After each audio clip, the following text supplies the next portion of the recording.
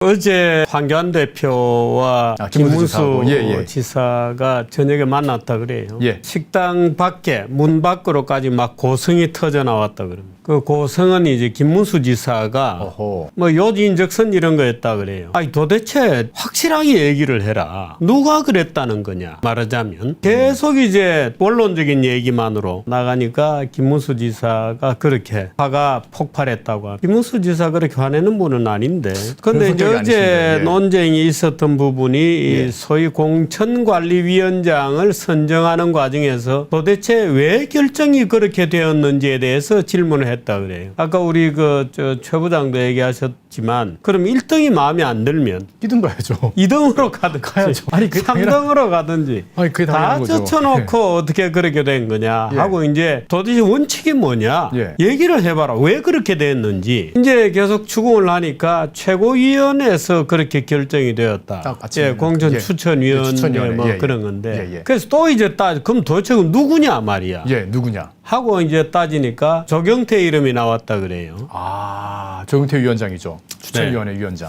근데 이 조경태 위원은 사실 계속해서 지금 문제가 있는 하여튼 문제가 생겼다면 조경태 위원하고 자꾸 연결이 되는 일들이 생겨요. 예를 들어서 1호 청년인재 영입이라고 지난번에 나와서 뭐 누구의 추천이냐 뭐 말이 많았고 그 다음에도 뭐 나다은 이념 논란 뭐 이제 이런 것도 있었고 그 다음에 그 시민운동가 그 안정권 씨를 무슨 토론회에 초대했다가 그걸 블록한 것도 그렇다 뭐 이런 얘기. 그거는 제가 몰랐던 소식입니다. 뭐 이경민이라고 하는 그 서울대 트루스 포럼의 아주 길의 스트리트 파이터로 알려진 분이죠. 뭐 로리타 논쟁 뭐 이런 것도 이제 결국 길에서 모습을 감추었다 그래요. 이경민 씨가. 근데 계속해서 이제 그 뒤로 이제 조경태 최고위원 이름이 이제 얼렁거린다고 자꾸 그러고 좌우당 간 그 한국당에서 도장 찍어주는 이상한 포퓰리즘 법안과 민주당과 협력해서 뭔가 그 이상한 법이 만들어지면 거기에 또 조경태 의원이 이름이 올라 있고 뭐 이제 이렇다는 비판들이 계속 있는데 이 조경태 의원의 핑계로 된 겁니다. 근데 황교안 본인은 김형호 위원장이 어제 또 어디 뭐 유튜브에 나와서 여러 가지 긴 얘기를 하면서 그 김형호 위원장은 황으로부터 정권을 위임받았다 이렇게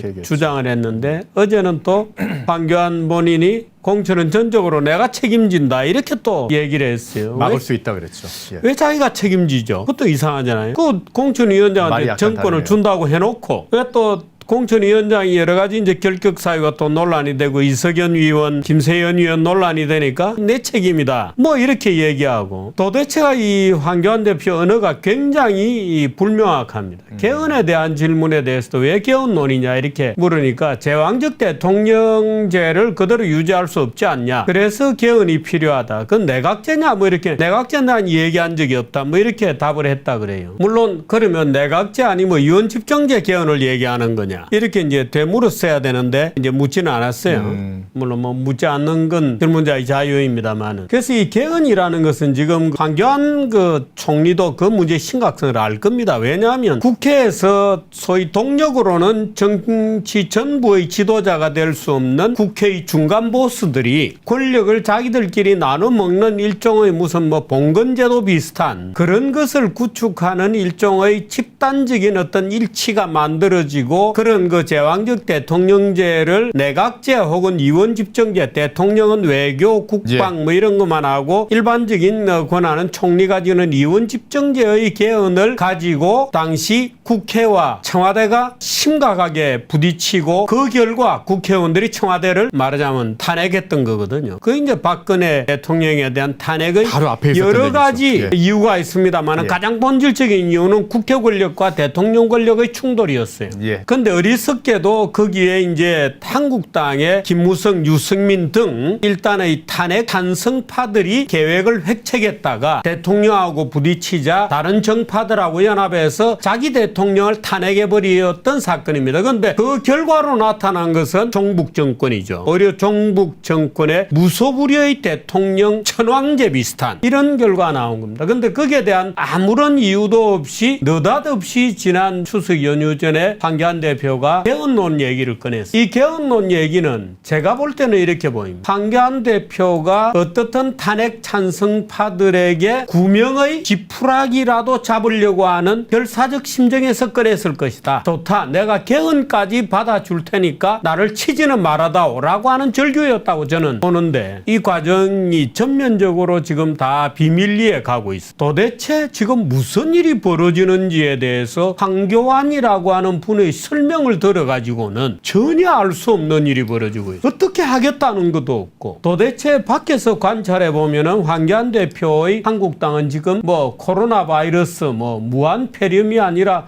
완전히 좀비 바이러스가 쫙 퍼졌거든요. 꿈쩍도 안 하고 엎드려 있는 좀비 바이러스가 퍼진 가운데 황교안은 완전히 아주 물밑에서 일사불란하게 움직이는 탄핵 찬성파들에 의해서 포획되고 포위되어 있다 하는 느낌이 드는데 그래서 필사적으로 살아보려고 개헌론까지 던진 거예요. 개헌을 받아줄 테니까 살려다오 뭐 이런 것처럼 보이는데 황 대표 말을 들어가지고는 도대체 무슨 일이 벌어지고 있는지를 알 수가 없어요. 그 계속 두루뭉실한 얘기 원론적인 얘기만을 계속 되풀이하는 거예요. 어제 김문수 지사하고 대화를 가졌다 그러는데 김문수 지사가 아주 고성을 질러가지고 밖에서 문 밖에서 깜짝 놀랄 정도로 고성을 질렀다 그래. 도대체 이게 어떻게 되는 거냐. 공천관리위원장 국민추천으로 정하겠다 해놓고 1, 2, 3등도 아닌 등 외에 있던 분을 끌어올려가지고 넣고 실제로 제가 이 한국당 여러 국회의원들에게 얘기를 들으면 이 리더십에 대한 것들이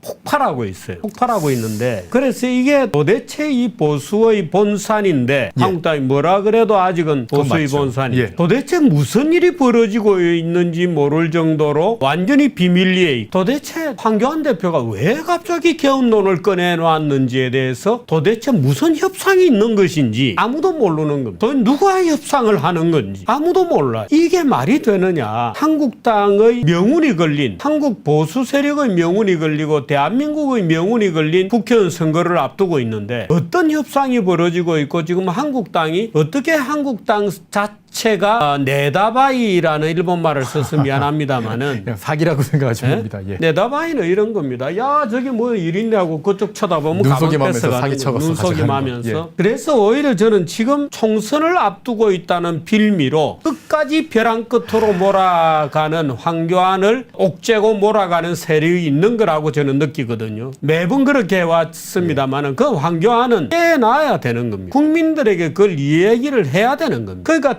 도저히 못 견디겠다 하면 이제 본인 혼자 단식하고 혼자 병원에 가고 그걸로 이 문제 해결이 안 되거든요. 한국당이 지금 어디에서 누구의 볼모로 잡혀 있는지는 황교안 대표가 저는 양심 선언할 때다고 오히려 느낍니다. 누구로부터 공격을 받고 있는지 누구로부터 자 당신 개헌론을 공개적으로 약속해 요구를 받았을 거라고 난 봐요. 개헌 언급에 대해서요. 개헌 언급에 대해서. 야 우리 요구 조건은 이런 거야. 이런 거를 내놔. 아니면은 신당 만들고 너는 자르는 거야. 나는 협박을 받고 있다 이렇게 봅니다. 신당 만들면 새로 지도체제를 만들자는 거 아니에요? 그거는 주호영 의원이 공개적으로 한 얘기입니다. 통합 밖에서 당 다 없애버리고 밖에서 신당 만들면 당연히 당대표를 새로 뽑아야 된다. 라는 얘기는 주호영 의원이 공개적으로 한 얘기거든요. 조선일보가 그렇게 보도했었죠. 예, 예. 크게 보도했죠. 그러면 살아남기 위해서 뭔가 그쪽에서 요구하는 것을 들어줘야 되는데 그 들어주는 것 중에 하나가 이 개헌론도 포함되어 있는 거예요. 그러니까 이거는 박근혜 대통령 탄핵했던 바로 그 세력이 계속 그런 주장을 가지고 황교안 대표를 윽박지르고 있는 거죠. 만일에 황 대표가 그걸 끝까지 안 들으면 저는 아마 보수통합이라는 이름으로 얼렁뚱땅 신당을 만들면서 황교안은 잘려 나갈 거라고 저는 봐요. 그 황교안 대표가 양심선언이라도 해야 된다. 이분이 자존심이 있어가지고 드러내놓고 말도 못하고 있는 밖에서 김문수 기사가 신당을 만들어내니까 이제는 양쪽에서 공격을 받는 형국이 돼요. 그러니까 어제 저녁에 서둘러서 김문수 지사 지사를 만나서 예. 그 김문수 지사는 야 자초지종을 좀 얘기해 보시오 하니까 이제 겨우 얘기 끝에 조경태 이름 한자 나와 그런 수준이거든요. 난데없는 개헌론이 툭 튀어나와. 저는 그것이 개헌론이 요구하는 집단에 대해서 공개적으로 약속한 거라고. 누가 요구했는지 황교안 대표는 밝혀야 돼. 그거 안 밝히고 있으면 나중에 큰 죄를 저지르는 거예요. 한국당 전부를 총선을 앞둔 절벽 위에서 내다바이 하고 있는 거거든요. 그래서 오늘 낮에는 제가 점심 먹으러 가다가 늦은 점심이었습니다만 또 누구하고 만나는 걸 봤습니다. 아마 이제 다급하겠죠. 다급하니까 여러 사람 만나서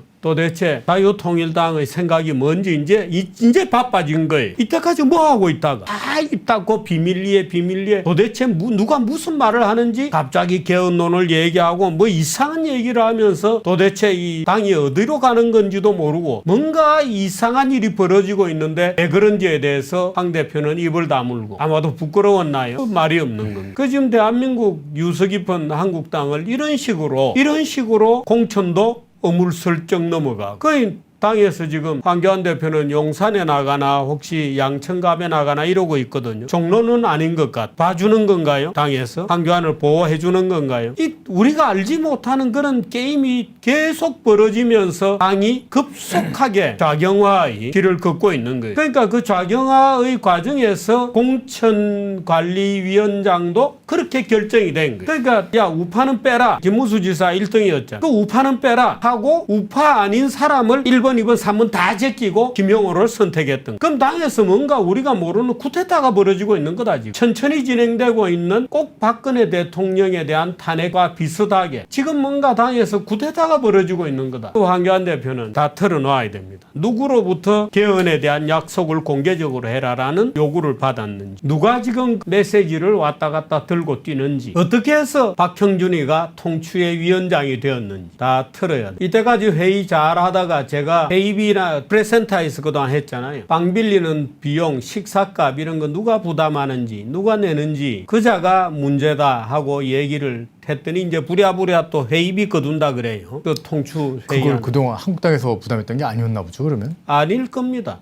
오호. 아닐 겁니다. 저는 제일 그래도 정당도 좀 크고 하니까 아닙니다. 한국당에서 하는 줄 알았더니 네. 그 돈 낸 사람이 따로 있을 거예요. 저는 짐작되는 사람이 있습니다만 이제 부랴부랴 회비 걷는다 그래요. 모이는 밥값 내는 예. 장소값. 그래서 지금 황 대표는 개인의 그 최고위원 뒤로 숨고 그저 책임을 안 지려고 계속 책임 안 지는 언어의 그 장난 속에 뒤로 물러서고 있는 거예요. 지금이라도 황 대표는 다 털어놓으시기 바랍니다. 양심 선언을 하고 국민들에게 속사정을 얘기하세요. 하시는 것이 당을 살리는 길이에요. 지금 혼자 꾹 움켜쥐고 앉아서 계속 밀리면서 요구 조건 다 늘어주고 당을 어떻게 이런 표현은 죄송한 표현입니다만 팔아먹는지도 모르겠고 그렇습니다. 우리는 권리가 우리는 알아야 되겠다. 거기에 대해서 다 공개하기를 정말 부탁합니다.